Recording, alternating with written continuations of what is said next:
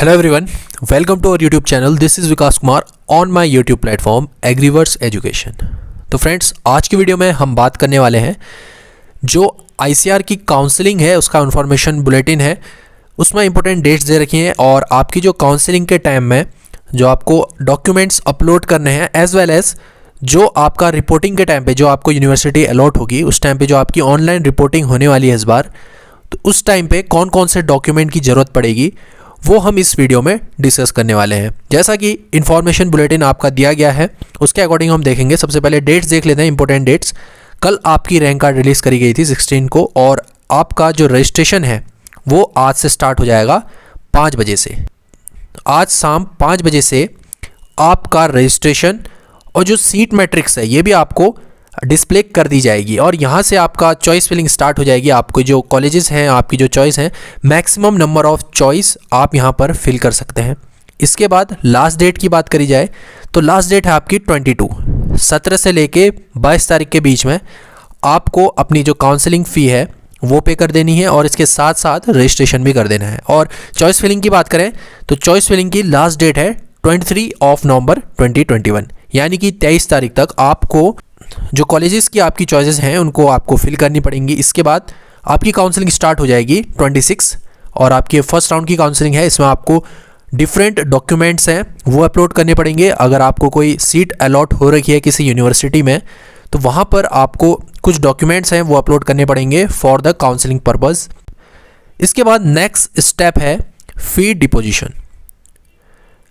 आपका जब seat accept हो जाएगी और जब आप फ़ी डिपॉजिट कर देंगे, लास्ट डेट है उसकी 3 तारीख, दिसंबर की 3 तारीख आपकी लास्ट डेट है।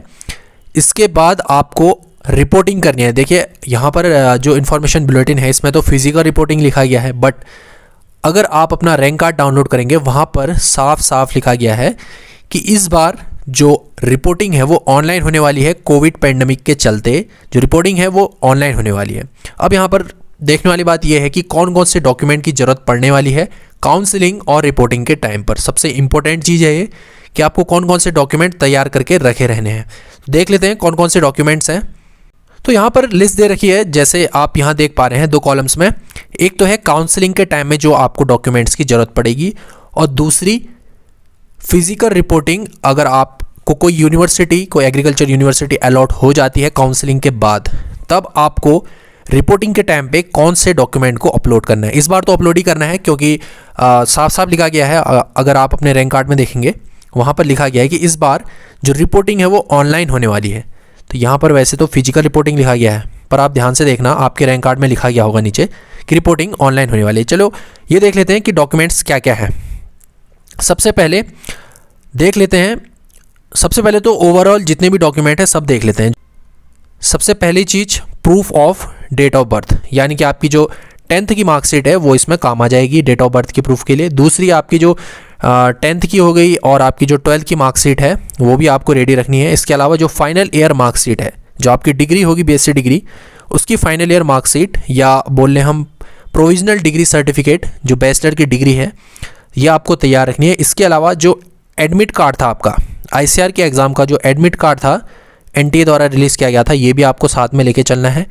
इसके बाद जो ऑनलाइन एप्लीकेशन का कंफर्मेशन पेज था ये भी आपको सेव करके रखना है। इसके अलावा एक काउंसलिंग लेटर इशू किया जाता है ICAR, जो एलिजिबल कैंडिडेट्स हैं काउंसलिंग के लिए उनको ये अलॉट किया जाता है काउंसलिंग लेटर, ये भी साथ में रखना है। इसके अलावा अलॉटमेंट लेटर हो गया, प्रोविजनल एडमिशन लेटर, जब आप अपनी काउंसलिंग कर देंगे। देखो ये हम बात कर रहे हैं, जब आपकी रिपोर्टिंग होगी उस टाइम पे क्या क्या चीज़ों की ज़रूरत पड़ेगी। अभी हम देखेंगे कि काउंसलिंग के टाइम पे जो अभी होने जा रही है उस टाइम पे कौन कौन से डॉक्यूमेंट की ज़रूरत पड़ेगी, वो भी हम बाद में देखेंगे। पहले हम ओवरऑल देख ले रहे हैं।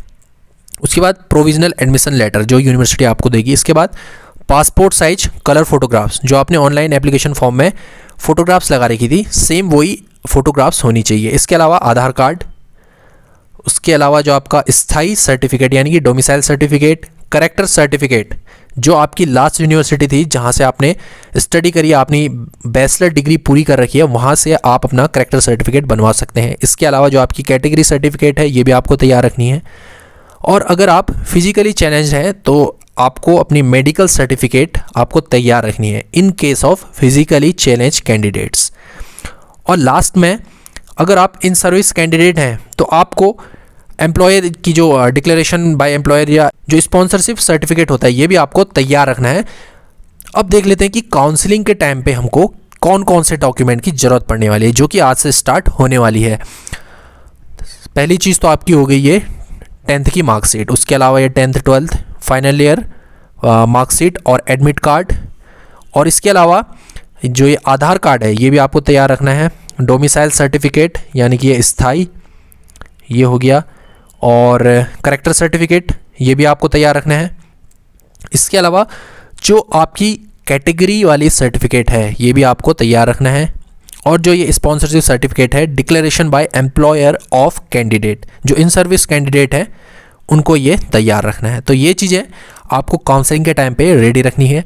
और यहाँ पर जो सबसे इम्पोर्टेंट है आपकी जो करेक्टर सर्टिफिकेट, ये आपको तैयार रखना है अपनी कॉलेज से, ये आपको काउंसलिंग में बहुत ज़रूरत पड़ेगी।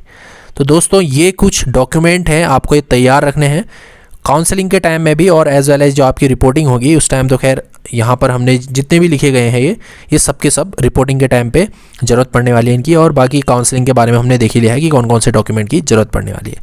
तो दोस्तों आज की वीडियो के में बस इतना ही, मिलता हूं आपसे next time. Till then tata bye bye and take care.